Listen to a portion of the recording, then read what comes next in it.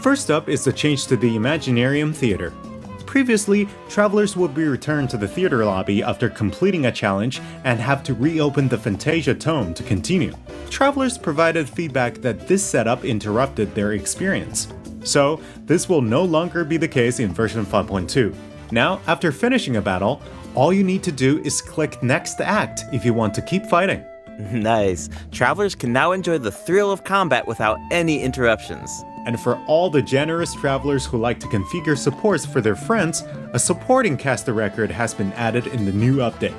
You can now check which friends have borrowed your supports by looking at the supporting cast screen. Cool. It'll be nice to know that our supports are helping people out. Yup. Oh, and the party configuration mechanic has also been optimized. Besides the elemental filtering, the Imaginarium Theater will now feature recommended role icons, elemental statistics, and markers for the main types of enemies. That is so helpful. I'll occasionally put together a random team if I've just started experimenting with some characters, but this information should make it a lot easier to form strategic teams. These markers will display key information on how to counter enemies, but in a much more prominent position. Hopefully, this change will make it easier for travelers to form the best teams. Yes! Now we can directly see which elements work best against specific enemies. That's definitely going to save some time. For sure. And we can expect even more optimizations in the future as travelers continue to provide valuable feedback about their experiences. Okay, let's introduce the other system optimizations coming in version 5.2. You can now sort 5-star artifacts in your inventory based on when you obtained them, from the most recent to the oldest. Second, the animations for crafting materials, forging weapons, building furniture, and cooking dishes are now shorter in length. That's really nice. The dev team designed a lot of intricate animations for these features, but it can feel a bit frustrating when you have to watch them over and over again. There will also be several optimizations for the Serena Teapot. The seed dispensary can now hold more of every type of seed. You'll be able to purchase wood at the Realm Depot in exchange for Realm currency. In addition, the cooldown for the boon of the Elder Tree will be reduced to 5 seconds. This way, it will be easier for travelers to collect wood.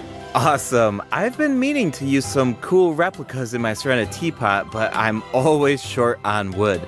So this should be really helpful. Nice! I'm so excited for you! Oh, and optimizations have been made to artifact locking. The updated lock assistance interface will allow you to configure lock settings with a single click. Just hit Use Recommended Settings and you're set. The recommended set lock plans will even update automatically based on popular in-game configurations. Of course, if you have your own ideas in mind, then you can always disable the recommended plans to configure custom ones instead. The update also allows you to batch lock artifacts in your inventory based on the recommended general lock plan and set lock plans. This will make it much faster to organize your inventory.